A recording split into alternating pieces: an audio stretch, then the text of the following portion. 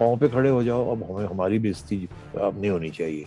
अब अगर वो सुनते नहीं हैं, कोई कंसेंसस नहीं क्रिएट हो रहा और हर किस्म के नए कॉन्स्टिट्यूशनल क्राइसिस आ रहे हैं और गवर्नमेंट बाय पार्लियामेंट ख़त्म होती जा रही है और गवर्नमेंट बाय ऑर्डिनेंस शुरू हो गई है, किसी न किसी स्टेज पे ये जुडिशरी जो है ये खड़ी हो गई या कोई चिंगारी लग गई, तो फिर क्या होगा? फिर आप हमारे पास आएंगे भागे भागे, हमें आके कहेंगे जी इसको रोकें, बाहर निकलें, रेंजर्स दे दें मुझे, ये कर दे वो कहते हैं हम कैसे करेंगे?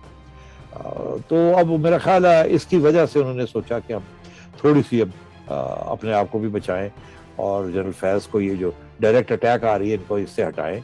इनका भी प्रोफेशनल रिक्वायरमेंट है कि आप एक कोर कमांड करें और इम्पोर्टेंट जगह पे भेजा है पेशावर, जहाँ के अब आगे तालिबान के साथ मुज़ाकरात होने हैं, लड़ाई होनी है आपको पाकिस्तानी के साथ, वो इनको पता है अफगानिस्तान की सिचुएशन क्या है। सो ही इज़ हैंड्स ऑन। तो उन्होंने अपनी तरफ से इनको बड़ी अच्छी जगह पे भेजा जहाँ इनकी ज़रूरत पड़ेगी हमारी सिक्योरिटी के इदारों को। मगर खान साहब जो हैं वो अब इशू बना लिया उन्होंने। उनका ये ख्याल है कि अगर जनरल फैज़ DG ISI में नहीं रहते तो ISI का सपोर्ट जो उनको मिल रहा है इस वक्त और बहुत एरियाज़ हैं जहाँ मिल रहा है उनको, वो नहीं मिलेगा और एस्टैब्लिशमेंट शायद दूर हो जाएगी। उसके साथ फिर इनके लिए बहुत नए नए मुश्किलात शुरू हो जाएंगी और एक इसका नतीजा ये निकलेगा कि अपोजिशन जो है वो और दिलेर हो जाएगी, उन्हें पता लग जाएगा अब एक गिरती हुई दीवारों को एक धक्का और दो।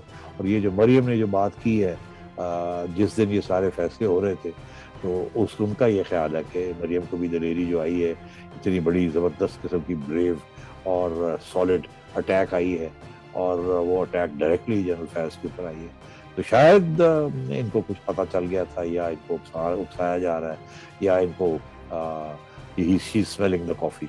YouTube पर गूगली न्यूज देखने के लिए youtube.com की सर्च बार में गूगली न्यूज TV टाइप करें। गूगली न्यूज के पेज पर सुर्ख रंग के सब्सक्रिप्शन वाले बटन पर क्लिक करना ना भूलिए। YouTube पेज पर अपलोड होने वाली वीडियोस से बाखबर रहने के लिए बेल आइकन पर क्लिक कीजिए। आपको हर नई वीडियो के बारे में नोटिफिकेशन मौसूल हो जाएगा।